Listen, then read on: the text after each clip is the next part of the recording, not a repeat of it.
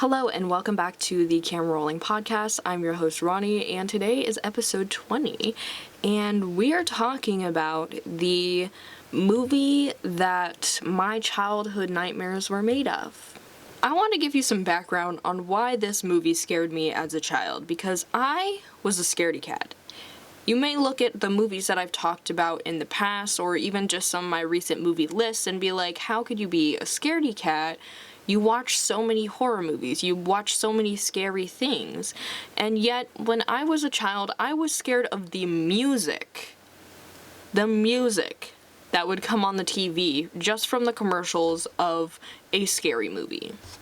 I would say I come from a long line of scaredy cats. My family, my brother, my parents, they all are still scared of a lot of things that I no longer find scary. So when I was growing up, almost everything scared me.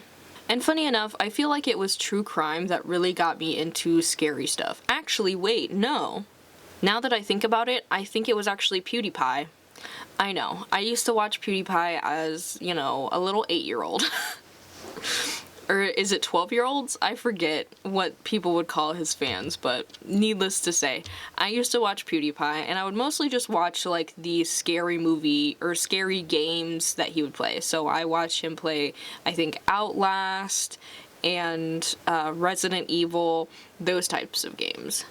And honestly, I think that's probably how a lot of people get into scary stuff, is watching it with other people. And so watching PewDiePie scream and just make jokes about barrels and stuff always made me laugh, and it always made it easier to watch him play scary games. And so I guess that and getting into true crime and stuff, I was able to just sort of get more into scary movies.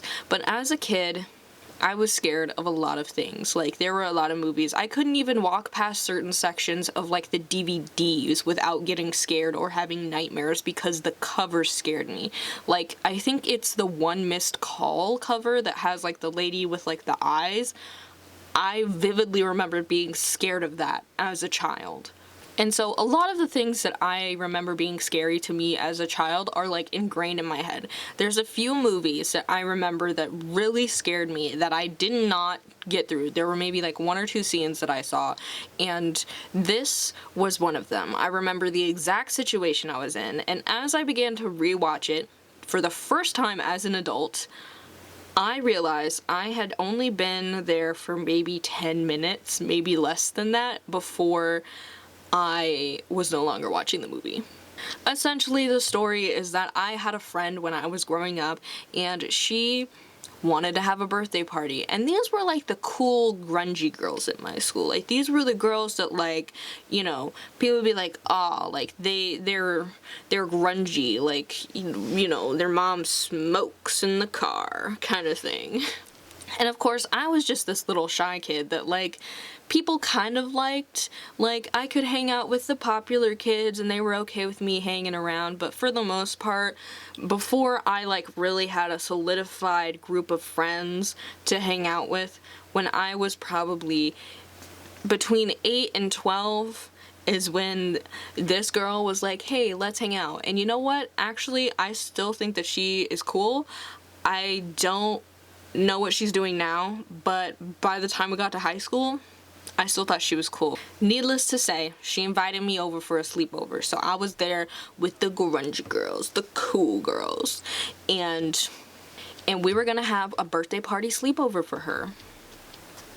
So I got my stuff packed, I brought a sleeping bag, and I was ready to just hang out and have a sleepover with a couple of cool girls. However, when it got to late evening, in the dark, they're like, let's watch this movie. So they put in the disc, and up comes the scariest movie I could think of, Dead Silence. It's really interesting because I remembered the name of this movie, but I couldn't tell you anything about the movie. I just knew that I was scared of it as a kid. And getting older, I finally saw the name of the movie. I was like, I have to look this movie up because I have to see if this was as scary as it was for me as a kid. Because after about 5 to 10 minutes, I hid in my sleeping bag. I had it over my head and I was like, haha, I'm putting on sunscreen, you know, that sort of thing, pretending like I wasn't scared. And I called my parents and I said, come get me. And so they came and they got me. I'm embarrassed. But I've done a lot of embarrassing things, so. And thus, I waited. I waited and I waited, and finally Tubi gave me a chance to watch it. This is not sponsored by Tubi, but oh my gosh, I love Tubi. But I finally sat down to watch the movie, and it was interesting, and it still kind of creeps me out, to be quite honest. If you didn't know, Dead Silence is a 2007 movie directed by James Wan, which I will talk about here in a second because I like James Wan. It stars Ryan Quanten, and I'm looking him up right now to see if I've seen him in anything else. He looks familiar to me, but I'm not really sure why. He was in one episode of Special Victims Unit, but I don't know which episode. Master Sergeant Dominic Pruitt. He was probably in one of those, yeah. Essentially, this guy named Jamie and his wife move into a new place, and a ventriloquist dummy, or a puppet, shows up on their door, and it's real freaky because they, I think, grew up sort of in the same place or like around the same place, and there was this little like poem riddle thing that adults would say about like a lady who makes puppets and like she come and get you in the night kind of thing. And her name was Mary Shaw. But essentially, bad stuff starts to happen when the puppet shows up, and so Jamie has to solve the mystery. He has to figure out why it's coming after him, because, like, he just lived in the town. Like, he didn't do anything, right? And so he's got to figure that out. But like I said before, this movie was directed by James Wan, and I actually am a huge fan of James Wan. He did the Saw movies, so he came up essentially with the original Saw idea, and then created Saw, which is also why he makes reference to Greg Hoffman in like the credits, I think, of this film, which is really sweet. But this was like one of James Wan's like first projects, and you can kind of tell, and I'll talk about that here in a second. But also, I think it's very much like indicative. Like when I saw that James Wan directed this, I was like, this might actually be kind of good, because I like the way that he visually tells the story. And sometimes the story gets away from him just a little bit. Looking at you, Saw. But sometimes the story gets away from him just a little bit, or it's like a little too much, right? Like, it's not quite my cup of tea every time. But he also did like The Conjuring, he did Insidious, and I actually pretty much liked those movies. Either way, I think James Wan is just an interesting storyteller visually. Like, I loved Malignant. I think that movie is really good. It's probably some of his best work thus far. But yeah, he did Conjuring, Insidious, and Saw. So he has like kind of a wide range in terms of like horror, but he also has a very distinct style that you can tell. And you can definitely see some of like the Saw aspects in this movie, like in the way that it's told visually, but also just like in some of the editing. I mean, obviously part of it is like of its time, but the other part is just like that's the way that he likes things to be edited. I think it's so random that he decided to do Furious 7. He was like, I've done all these horror movies, maybe I should just do a throwaway movie. This movie also has like a pretty good cast as well. They have Judith Anna Roberts as Mary Shaw, which she's kind of creepy already, so like she was the perfect person for that. They also had Bob Gunton, which, I mean, if he's not a rich supervillain in every capacity. And they also had Donnie Wahlberg, which, if you didn't know, he is also in, I think, a couple of the Saw movies. He's in the second one, I believe. But it's also really funny because he plays a detective in this movie as well, and he's gross. He's gross. It's very clear that they tried to make him look kind of incompetent because he's constantly like using one of those electric razors and just sort of like, you know, going over his skin all the time. It's really gross.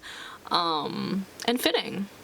One thing that I really appreciate about some horror is that it's more so about like solving a mystery than it is about like the actual horror or like the scary things happening. So I think about some of the other like James Wan movies where there's more of like a mystery or you have to solve a series of things in order to understand what is going on, and that's very similar with this movie. Like I think about in the Saw movies, obviously those ones like you have to sort of solve the riddle of the trap, and I also think about like Insidious, there's sort of like, you know, they have to figure out what exactly is going on and why it's happening, as well as in Malignant, there's sort of like a mystery element to it where you're trying to figure out what's happening. And so I always appreciate a horror movie that like does more than just sort of like religious horror, but like has some sort of mystery solving aspect. So I think another reason why I thought that this movie was really creepy as a kid is because it has a doll. Doll horror creeps me out. I don't want dolls moving around. I don't want them jumping around. I don't want them turning their heads. I don't want that. That's scary. Like, that creeps me out. I don't like it. Some people, bread and butter. For me, no. And so I definitely think that that was an element in this movie that really was scary to me as a kid because, like, dolls are creepy. Especially, like, puppets. I know that they call them ventriloquist dummies, and I understand because like ventriloquism is like you're like moving their mouth, whereas like puppets are usually like you're moving their whole body, but they're pretty similar. But let me quickly get into some of like the details of this movie because there's actually a lot that happens in this movie, and I think that's actually part of its downfall. Part of what I didn't really like about it was that there were just too many little things happening. That just made it hard for me to understand how they would get from point A to point B. And yeah, it was just kind of weird in a way. So essentially, Jamie and his wife move into this new place, and as they are setting up, a package arrives, and it's this rainy, cold sort of night, and this is, again, I think of its time that like the color grading is very blue, like very... and this is like my personal opinion, I like when movies like don't look like they're a scary movie. Like when they're trying to have a good time, it looks really weird when the color grading is super blue. Like I think it should fit the vibes, and you just like let everything else do the talking. But needless to say, they get this package, they open it up, and they see that it's this ventriloquist dummy. And obviously they're kind of freaked out. Like Jamie's like, oh my gosh, like this is really scary. And immediately his wife goes into sort of like poking fun and being like, who would send this to you? Remember that poem about Mary Shaw that like, you know, if you see her in your dreams, don't scream because she'll like take your tongue pretty much. And as they are sort of, you know, unpacking boxes and they sort of, you know, put things aside and they're gonna like make dinner and stuff, or they're gonna get dinner, Jamie goes out for a little bit I think he goes out to get dinner to like pick up like takeout or something like that. And when he comes back, some stuff has happened. In the meantime, his wife, who again had been like poking fun, she's like, oh, I'm gonna scare him and I'm going to like put the dummy in the bed and scare him, right? And so she puts the dummy like in the bed, and I remember these first scenes very vividly in the sense that she puts the sheet over the dummy, and so it's just sitting there with the sheet over it. And something that like they do in this movie is sort of like the recognizable voice type of thing, where they hear the voice of somebody that they know, sort of luring them to a place. And things get freaky, and the sheet comes after her and it gets her. And that is about the time that I left. I was like, I don't know what happens after this, but she just got snatched by that sheet, and I'm not seeing any more of it. But upon this watch, I'm kind of glad that I stopped watching before then, because once Jamie gets home, you know, he's hearing the voice of his wife and he's like, okay, and he goes into the bedroom and he, you know, takes off the sheet and she is dead. And it is gruesome. It's gross. The reveal is gross. And of course, like, he calls the police. He's like, somebody killed my wife. And they're like, well, you're the only one who is here. And this is, of course, like, when we meet the detective. And he's really obnoxious. And Jamie's like, how could I have done this? Like, I have to figure out what's going on with this doll, right? And Jamie immediately, like, he knows the poem about Mary Shaw and stuff. And he knows that he grew up in the town where, like, this poem came from. And so he sort of, like, tears at the bottom of the container that the doll had come in, and he finds that Mary Shaw had made this doll called Billy. And so he's like, all right, I'm gonna go figure out what this means. So I'm gonna go back to my hometown and I'm gonna figure it out. So that's sort of when our, like, mystery starts. And of course, like, he goes there and the detective ends up following him there, because obviously, like, he's a suspect in the crime, like.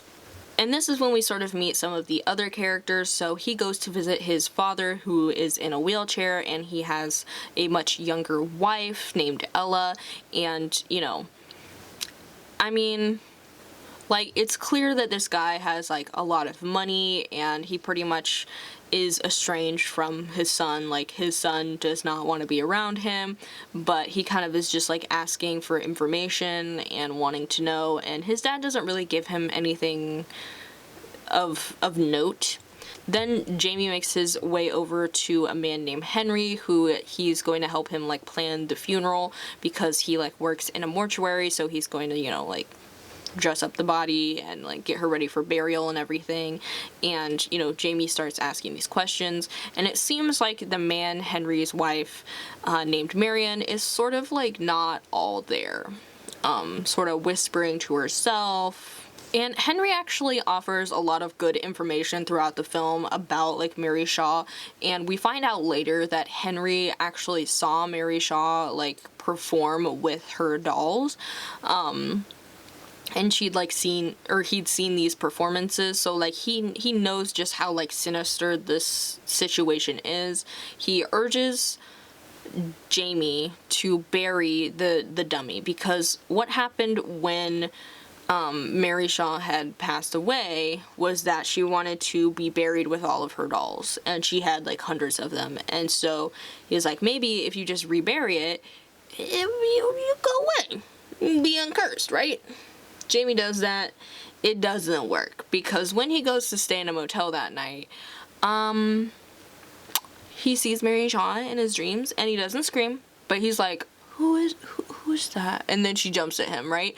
I loved the way that this scene, the timing, the pacing, everything, the motel scene was really good. But this is also when, like, the detective comes into play, and he's like, hey, I followed you here because you're, like, the main suspect. Also, what were you doing trying to bury this guy? So it kind of explains, like, how he got Billy back, because, like, Billy shows up in his room and he's like, how did you get here? And the detective's like, I did it, right? You know, it's a little less creepy then, right? But later, Jamie goes back to Henry, and Henry offers him some more information. He's like, well, Mary Shaw, she was a ventriloquist, and she was doing a show one day, and a kid started to make fun of her. He pretty much was, like, provoking her, being like, I saw your lips move, and she got really mad. And it started to get really weird. Got kind of creepy. And then that boy disappeared, and everyone in the town thought that Mary Shaw had done something, so they pretty much came after her. It's like a lot of, like, horror stories where, like, somebody's, like, minding their own business, more specifically a woman. She's, like, minding her own business, and then a man does something heinous, and then she tries to get back at them, and then when she does it, everyone gangs up on her, and so when she gets killed in their gang violence or whatever, she haunts them. As she should. As she should. But again, a lot of the information that we find out in this movie is really them just telling us, like, the backstory of Mary Shaw, and so we get even more about how, like, Henry had, like, he had seen a lot of the behind the scenes. So like after she like was brought into the mortuary, that like she had scared him, but he didn't scream, so like obviously like he didn't die or anything. But I'm gonna sort of get into spoilers here in a second, even though a lot of the movie really is just like backstory, which again, they sort of like jump between a lot of things where he's finding out information, but like whenever he goes to, like, I don't know, it must be like a haunted person's like intuition that tells them where to go and what to do. What had happened way back when was the boy who had been making fun of her was actually Jamie's like great uncle. And so she obviously went after him, and then when the family went after her, they had forced her to scream so they could cut out her tongue, and so essentially she's just been like killing people involved with that bloodline. Like she's been killing people who like had anything to do with her murder, and that like includes the bloodline. Later, the detective discovers that all of the graves where the other ventriloquist dummies had been were dug up. So there are like hundreds of holes that are just like empty now. And Jamie also finds out like that she had sort of lived above the theater that she worked in.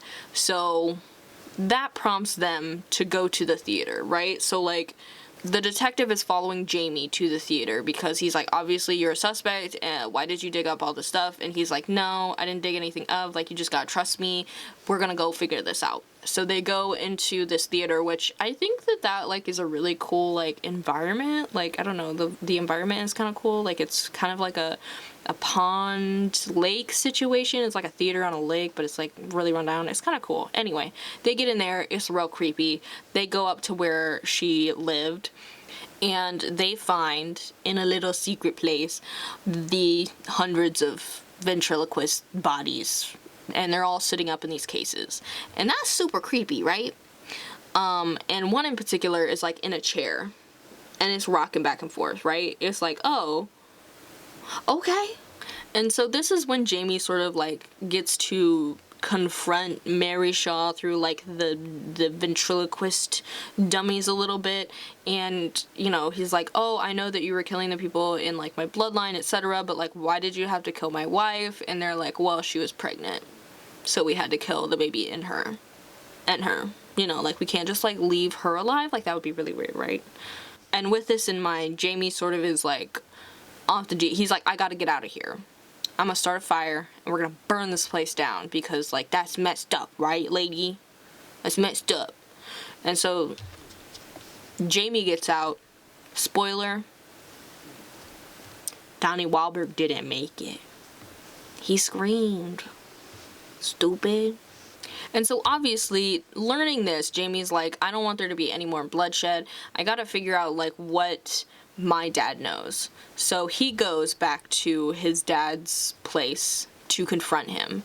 And this is another spoiler. Like, this ending is a spoiler. It's like, oh my gosh, like, that's crazy. I was like, essentially after he realizes that like one of the puppets is missing, he realizes it's Billy. And so he's like, I'm gonna throw Billy into the fire. I'm gonna burn Billy as well, and that will save us, right? But he finds out in trying to talk to his dad that his dad is a ventriloquist dummy.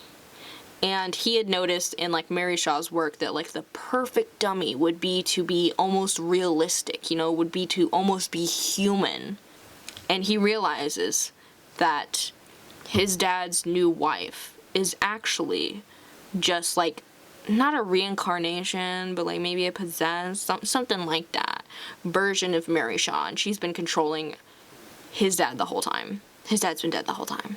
And of course, in finding this out, Jamie does the one thing you're not supposed to do, and he ends up screaming, and that seals his fate, and he dies. And honestly, I love it when the good guys win, you know what I mean? Like, I love it when we find out that, like, somebody did something they shouldn't have, and she gets her revenge. Like, it's one of those things where, like, when you contextualize horror movies, and this is what I started to do because otherwise I'd be, like, so scared of stuff, I realized that when you contextualize, like, a lot of the horror that's out there, most of it is not just like we get people just to get them. It's like, you did me wrong and now I'm gonna haunt you, because like you can't just get away with that. And so her getting to destroy the Ashen bloodline is like perfectly fine with me. But yeah, this was really interesting to like go back into my childhood and watch something that freaked me out at first and watch it and actually think it was kind of good. Like, the story was there. I definitely feel like there was a little too much, like, and I think that this is kind of like some of James Wan's problem with a few of his movies, is that there's too much backstory. So like, we do so much putting together the backstory that like the current story feels a little weak. And there were moments towards the end where Jamie was going places and doing things where I was like, wait, why is he going there? How does he know to do that? How does he know to do this or that? Like, usually when you discover like, oh, I need to burn this place down, it's because you like, you know, you have to, like, there's something that's like, oh, but then this burned and then this happened, or like this happened and so now that's what I know I need to do. But like in this, he just kind of did it, and it was like, oh, how did you know that would like solve anything? And so that's usually like my issue with a lot of these like backstory driven films, is that like there's so much of it that we end up losing like where we're at in the current plot.